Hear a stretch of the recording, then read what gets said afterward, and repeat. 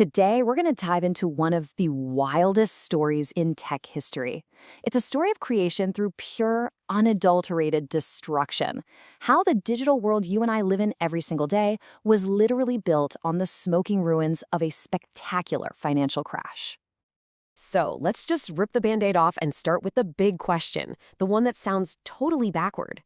Is it possible that the biggest, most catastrophic tech crash we've ever seen didn't actually destroy the internet, but instead made it what it is today? Stick around because the answer is pretty surprising. Okay, first things first. Before we can get to the boom, the bust, and all the juicy stuff, we have to get one really common misconception straight. You have to understand the difference between the foundation of the house and the house itself. So on one hand, you have the internet.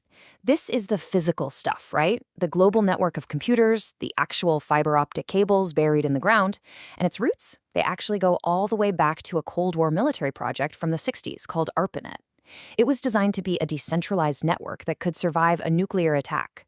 So think of the internet as the plumbing, the electrical grid, the roads of our digital world.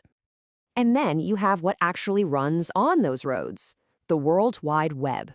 This came way later, in 1989, thanks to a British scientist named Tim Berners-Lee.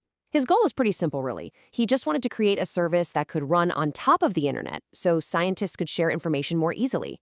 This is the software, the service, all the stuff you actually see and interact with. Let's make this super simple with an analogy. The internet is the infrastructure, the hardware. It's the giant bookstore building itself. The World Wide Web, on the other hand, is the service, the software. It's the massive collection of books inside that store. See, you can't have the books without the store, but a giant empty bookstore is pretty useless. That difference is absolutely key to understanding everything that comes next. All right, so now that we're clear on that, let's get to the moment this whole thing just exploded out of the lab and into the public's imagination. This is the spark. The real game changer was a piece of software called the Mosaic web browser, which came out in 1993. Before Mosaic, the web was, well, let's be honest, it was pretty clunky and ugly. It was mostly just text used by academics. But Mosaic gave it a graphical interface. Suddenly, there were images. You could use a mouse. You could just point and click on things. It was the killer app that made the web feel accessible and, honestly, fun for everybody. But the other thing, and this is so important, was a massively brilliant decision by the inventor himself, Tim Berners-Lee. He could have tried to lock it down, make it proprietary, get rich off of it, but he didn't. He and others fought to make sure the web would be royalty-free for everyone forever. As he said, if he'd kept control, it would probably not have taken off. He basically created a public park for the entire world to build in. And oh boy, did they build. With the doors now wide open, the stage was set for a period of just insane speculation.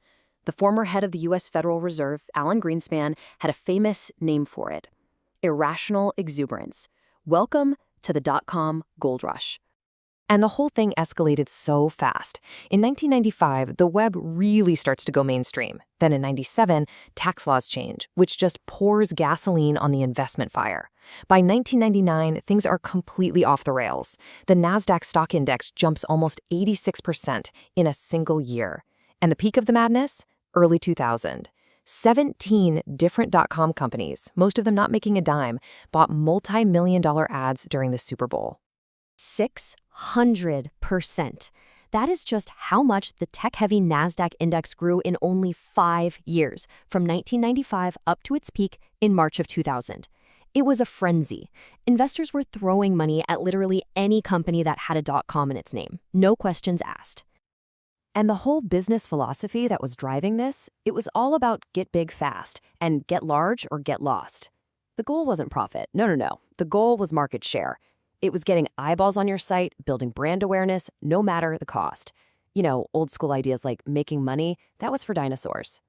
But, a party that's fueled by nothing but hype and speculation, it can't last forever. The music was about to stop. And this bubble didn't just leak air. It burst spectacularly. I mean, just look at these numbers. The sheer scale of the collapse is just breathtaking. On March 10th, 2000, the NASDAQ hits its peak at over 5,000 points. 2.5 years later, it's cratered all the way down to about 1,100. That's a nearly 80% loss. It wiped out every single penny of gains from the entire boom. and the landscape was just littered with corporate carcasses.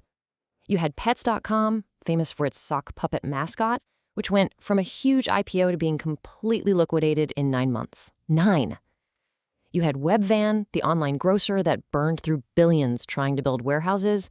And then you had massive scandals like WorldCom, which just destroyed what little investor confidence was left. And the total price tag for all this, by the time the market finally hit rock bottom in 2002, an estimated $5 trillion in market value had just vanished, gone. It was an absolute economic catastrophe. So, it really looked like the end, right? The dream was dead. But this is where the story takes its most important, most fascinating turn. This is how the web was actually reborn from the ashes of that crash. Because here's the thing, despite all that carnage, a surprising number of these companies, nearly half of them in fact, actually survived. But way more importantly, all of that irrational, dumb money that was invested during the boom, it had paid for something very, very real: the high-speed fiber optic backbone of the modern internet. The roads had now been paved, even if most of the first cars had crashed and burned. So the infrastructure was there, and thanks to all that overbuilding, it was now super cheap to use. But for the web to really take off, something fundamental had to change about how we used it. So what was it? What changed? Well, the answer was a whole new philosophy, a new paradigm called Web 2.0. Now, this wasn't really a technical update, it was more of a shift in thinking.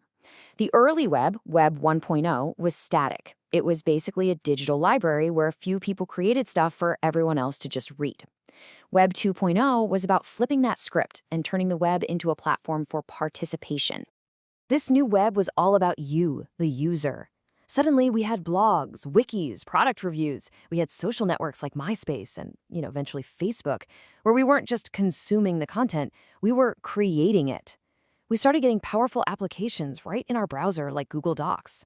The web wasn't our one-way street anymore. It was a giant, dynamic, interactive conversation. And the whole thing was built on top of that cheap, super fast infrastructure that the dot-com bust left behind. So here's the crazy takeaway. All that dumb money from the dot-com bubble, in a great historical irony, ended up funding the very infrastructure that made the smart participatory web we all use today possible. Which, of course, leads to one final big question.